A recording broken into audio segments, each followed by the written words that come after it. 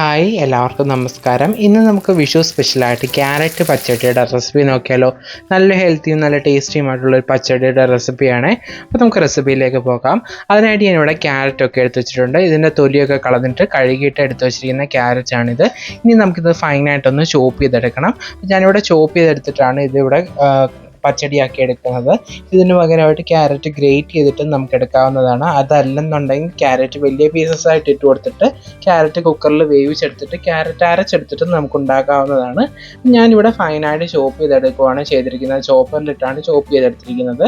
ഇനി നമുക്കൊരു കുക്കറിലേക്ക് ഈ ചോപ്പ് ചെയ്തിരിക്കുന്ന ക്യാരറ്റ് ഇട്ട് കൊടുക്കാം. അപ്പോൾ ക്യാരറ്റ് പെട്ടെന്ന് കുക്കാനായിട്ടാണ് നമ്മൾ കുക്കറിൽ കുക്ക് ചെയ്യുന്നത്. പകരം നമുക്ക് ചട്ടിയിൽ കുക്ക് ചെയ്തെടുത്താലും മതിയാകും. അപ്പോൾ കുറച്ചുകൂടെ ഫാസ്റ്റായിട്ട് കുക്കാവാൻ വേണ്ടി മാത്രമാണ് ഞാനിവിടെ കുക്കർ യൂസ് ചെയ്യാനായിട്ട് എടുത്തിരിക്കുന്നത്.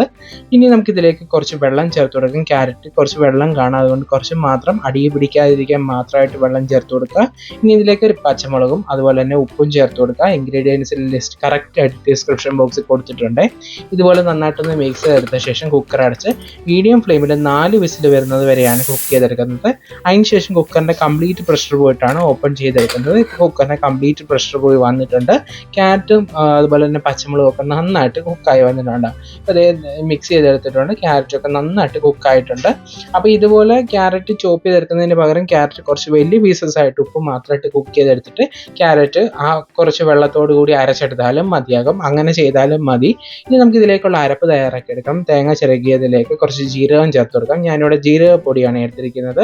ഇനി ഇതിലേക്ക് പച്ചടി ആയതുകൊണ്ട് തന്നെ നമുക്ക് കടുക് ചേർത്ത് കൊടുക്കണം. ജീരകത്തിനേക്കാൾ കൂടുതൽ വേണ്ടത് കടുകാണ്. ഇനി കുറച്ച് വെള്ളം ഒഴിച്ചിട്ട് നല്ല ഫൈൻ പേസ്റ്റ് ആയിട്ട് തിക്കായിട്ടൊന്ന് അരച്ചെടുത്തിട്ട് നമുക്ക് ഈ കുക്കറിലേക്ക് തന്നെ അങ്ങ് ഇട്ട് കൊടുക്കാം. അതിനുശേഷം നമുക്കിതെല്ലാം കൂടെ നന്നായിട്ട് മിക്സ് ചെയ്തെടുത്തിട്ട് ഇതിൻ്റെ റോ ടേസ്റ്റ് മാറുന്നത് വരെ നന്നായിട്ട് കുക്ക് ചെയ്തെടുക്കണം. ജീരകം ചേർത്തിട്ടുള്ളത് കൊണ്ട് തന്നെ അതിൻ്റെ റോ ടേസ്റ്റ് മാറുന്നത് വരെ നന്നായിട്ട് കുക്ക് ചെയ്തെടുക്കണം, അല്ലെങ്കിൽ പച്ചടിയുടെ ടേസ്റ്റ് മാറാനുള്ള ചാൻസ് ഉണ്ട്. അപ്പോൾ ഇതുപോലെ മിക്സ് ചെയ്തെടുക്കുന്ന സമയത്ത് ക്യാരറ്റിൽ നിന്ന് കളർ ഇളകിയിട്ടില്ലെന്നുണ്ടെങ്കിൽ അപ്പോൾ നമ്മൾ എന്ത് ചെയ്യണമെന്ന് വെച്ച് കഴിഞ്ഞാൽ ക്യാരറ്റ് കുറച്ച് മിക്സഡ് ജാറിലിട്ടൊന്ന് അരച്ചെടുത്താൽ മതിയാകും. ഇനി ഇതിലേക്ക് തൈര് ചേർക്കാനായിട്ട് തൈര് ഒന്ന് ബീറ്റ് ചെയ്തെടുക്കാം. അപ്പോൾ ഇതിൻ്റെ റോ ടേസ്റ്റ് ഒക്കെ മാറിയ ശേഷമാണ് ഞാനിതിലേക്ക് തൈര് ചേർത്ത് കൊടുക്കുന്നത്. കുക്കറിൻ്റെ ചൂടാറിയ ശേഷമാണ് ചേർത്ത് കൊടുക്കുന്നത്. ഒരു ചെറിയ ചൂട് മാത്രമേ ഉള്ളൂ. ഓവർ ചൂടിൽ ഒഴിച്ചു കൊടുത്തു കഴിഞ്ഞാൽ ഈ തൈര് പിരിഞ്ഞു പോകാനുള്ള ചാൻസ് ഉണ്ട്. അപ്പോൾ അതുകൊണ്ട് തന്നെ ചൂടാറിയ ശേഷമാണ് ഞാനിതിലേക്ക് തൈര് ചേർത്ത് കൊടുത്തിരിക്കുന്നത്. ഇനി നമുക്കിതിലേക്ക് താളിച്ചൊഴിക്കാം. വെളിച്ചെണ്ണയിൽ കടുകും കറിവേപ്പിലയും വറ്റൽമുളകുമാണ് താളിച്ചൊഴിച്ചിരിക്കുന്നത്. അപ്പോൾ നമ്മുടെ ടേസ്റ്റി ആയിട്ടുള്ള പച്ചടി ഇവിടെ റെഡി ആയിട്ടുണ്ട്. ഇനി നമുക്കിതൊന്ന് മിക്സ് ചെയ്ത് കൊടുക്കാം. നല്ല ടേസ്റ്റിയും ഹെൽത്തിയുമായിട്ടുള്ള ഒരു റെസിപ്പിയാണ് ഈ ഒരു ക്യാരറ്റ് പച്ചടി.